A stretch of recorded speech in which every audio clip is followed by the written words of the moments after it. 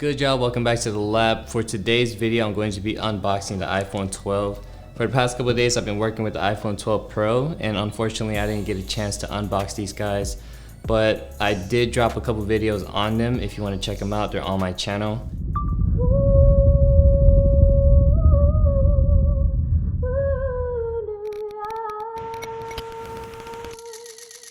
And for today's video is a little different than your typical unboxing video that you might see online. I'm gonna do the unboxing and then I'm going to go straight into the camera setup, how to use the native camera app, and I'm gonna give you guys a little behind the scenes on how I shoot iPhone only and how I import the footage onto my laptop to edit. It's not going to be a full-on editing video, but if this is something you're interested in, please keep watching.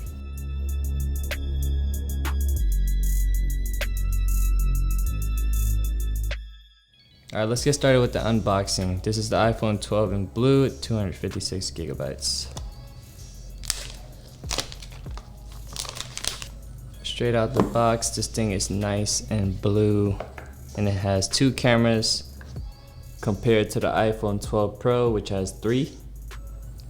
And the only camera that is missing is the telephoto, but you can still make it work. I've shot videos, for instance, on the iPhone SE or the iPhone XR where you only get a single lens, and the simple fact that you get the ultra wide and the wide makes it a lot easier for you to get different compositions and different shots for photos and videos. You don't get the power adapter, unfortunately. You have to purchase that separately. It comes with one USB-C to lightning cable and no headphone jack because Apple is taking this approach of limiting e-waste. I'm definitely not an expert on this, so just moving on. Like I mentioned in the beginning, I wasn't trying to make a technical review. There's a bunch of those out, and my channel is more focused on just taking the camera and going and shooting with it. Continuing on, you have to peel this guy off, and this is the part I kind of wanted to focus on more, which is turning it on, setting it up, and showing you guys how I use the native app.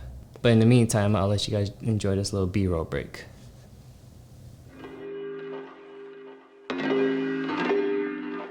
Alright, so I've gone through the whole setup process. It took me about a couple minutes, and you notice that the camera is right here on the top right.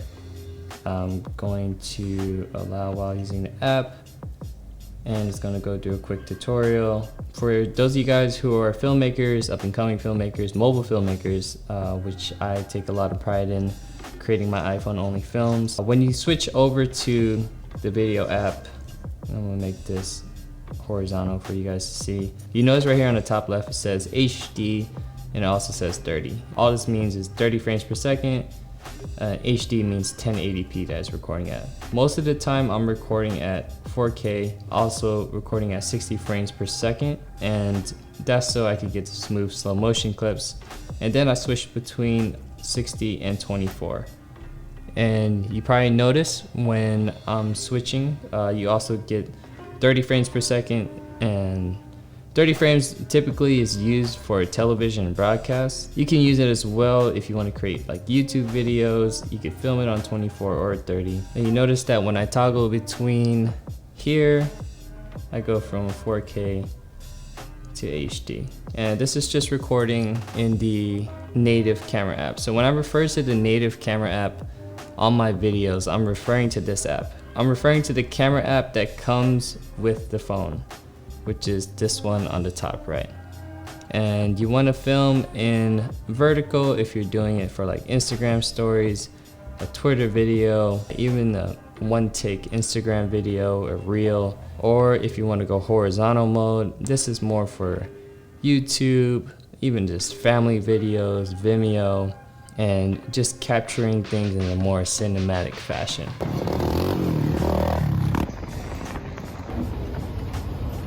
And if you notice over here, we have the slow-mo camera, and the slow-mo camera shoots at HD only, and you get to play with the different frame rates, and you got 240, 120. And if you watch any of my iPhone cinematic videos, I don't really touch the slow motion feature, only because I'm shooting everything in 4K. So after going over frame rates on the top left, you could actually shoot two different ways. You could shoot a shot in wide, and then you can switch it and shoot the shot in ultra wide. Those of you guys who are familiar with a 3-piece special, who watch my course, I'm just put this in handheld. Same shot, same location. It's well lit, so the ultra wide will actually perform really well here. But all I'm gonna do is I'm gonna go ultra wide, probably right here, boom, record this for 3 seconds. Then I'm gonna go with the wide lens, make sure it's in focus, boom. Shoot that for 3 seconds. Also, another thing you could do is you could zoom in and out of your shot. So right here you get a 3x zoom. There's also a digital zoom, so you kind of want to stay away from shooting a digital zoom because it kind of just takes away from your quality. And if I zoom out, it automatically transitions itself to the ultra wide lens. Right here is the exposure metering. So you could set the exposure to plus or minus to underexpose, and it kind of just locks. And after you've captured a video, so just say I hit the record button. If you're capturing B-roll, I usually like to shoot maybe 3 to 5 second shots. And then after you've gotten your shot, you could go in here and you could review. Now you might have noticed right here in the top left that it was filmed in HDR. I'm not sure if you guys could see that. Dolby Vision HDR was introduced in the new iPhone 12 and also 12 Pro. And I've been dabbling with it for the past couple of days, and it's been a pretty interesting workflow. I can't lie to you guys, it was kind of difficult even for me as a filmmaker and a full-time video editor. It was pretty difficult working with the footage. Uploading the footage onto Instagram stories. Instagram as of right now isn't able to read the files, so it kind of just blows out the highlights, unfortunately, as of right now. So if you want to turn this feature off, and this is pretty interesting because the iPhone came presetted with the HDR function on, which I imagine is going to cause a lot of problems for people who just want to, out of the box, be able to capture some videos, send it to their friends and family, and just have it work. And if you want to keep things super simple and not shoot in HDR, I'm going to show you guys how to do it. And so all you need to do to toggle this function off is to go in your settings.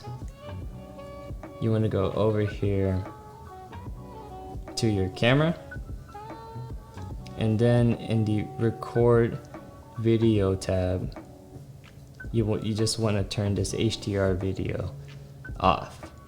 It'll save you a lot of time, it'll probably give you less of a headache, and you could create videos without having to worry about the HDR function. And another thing I like to do when I get a new iPhone is I like to preserve the settings. So if you just tap preserve settings and you just want to preserve the camera mode, so just say if I was shooting a photo or a video, it would stay on the mode that I left it on. So just say I locked the screen and I opened up the camera, it'll go back to video mode because this is the mode that I had it on before I hit the lock button.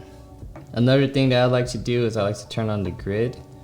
The grid allows you to shoot with the rule of thirds in mind. It allows you to focus on the middle, and all it is these lines right here. Another thing I wanted to talk about was locking your autofocus and locking your exposure. So just say you're out shooting a sunset and you wanted to only focus on that sunset. All you would need to do is just press and tap and hold. And then you'll notice that it says AE/AF has locked. And then you could just go about filming without worrying about the exposure changing and without worrying about your focus changing as well. Okay, going back into the settings, I kind of just keep everything else on. I don't really change much else. And I do shoot in a high efficiency mode because this is 256 gigs, so I do have a bunch of storage to mess around with. But once you start filling up your phone, you may want to consider shooting on the most compatible, which is a smaller file size. So aside from that, I kind of just keep everything as is. Except for turning on the grid and going into record video and turning on and off the HDR mode. But I'm going to turn it off because the next video I'm going to work on is not going to be in HDR. As much as I love it as of right now, I'm just trying to push these videos out quick, so it's not really necessary for me to be using HDR. One thing I wanted to talk about was the time-lapse mode. So the time-lapse mode is a little interesting because you don't actually get to toggle between 4K and 1080 or the frame rates. Everything is kind of just built in for you to just hit the record button and let it rip. Something that you could use to aid you with the time-lapse is something like a DJI Osmo Mobile 4 with a tripod stand, which I don't have attached right now. But essentially, you would just rig this up. It'll stand up, have it in place, and you can hit the record button and it'll look a little something like this.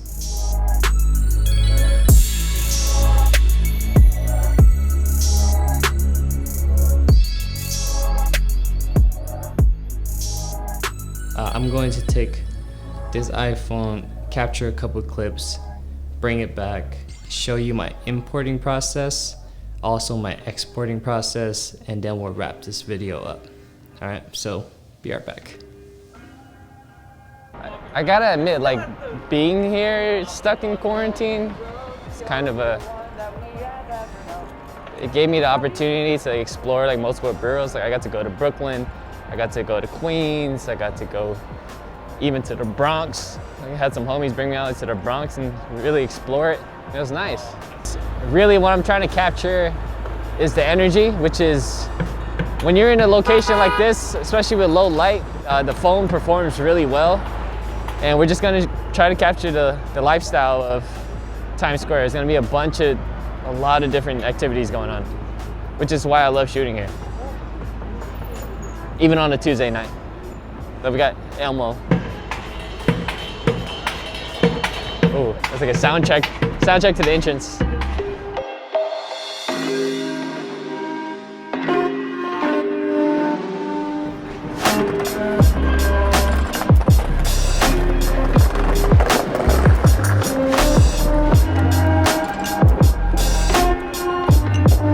You guys know how to skateboard? One pepperoni, one cheese, and then 2 Cokes.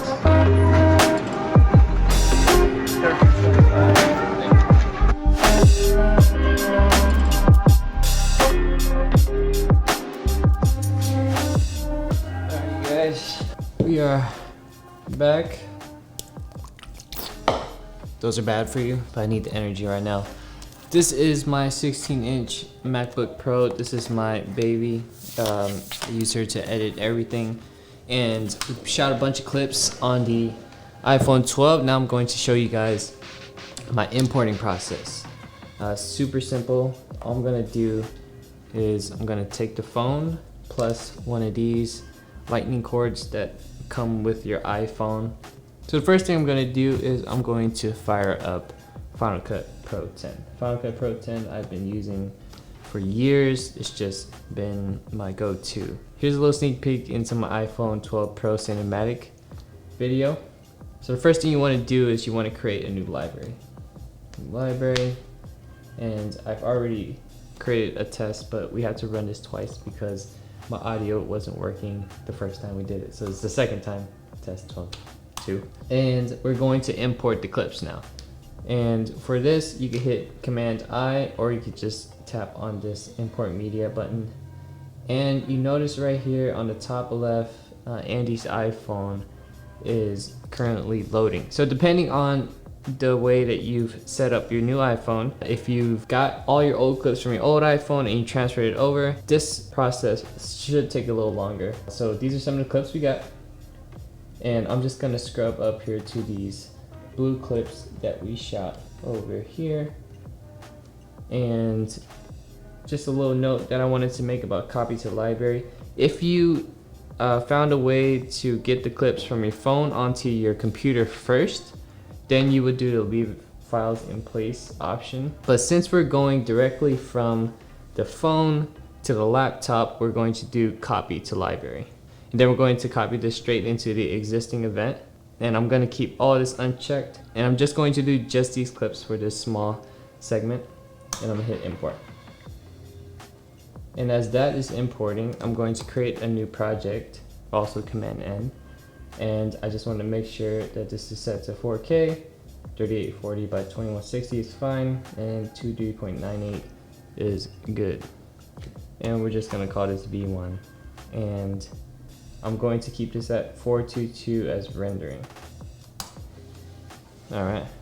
And since we didn't shoot in HDR, I don't actually have to worry about my library being in the wide gamut HDR setting. Just gonna keep it in standard.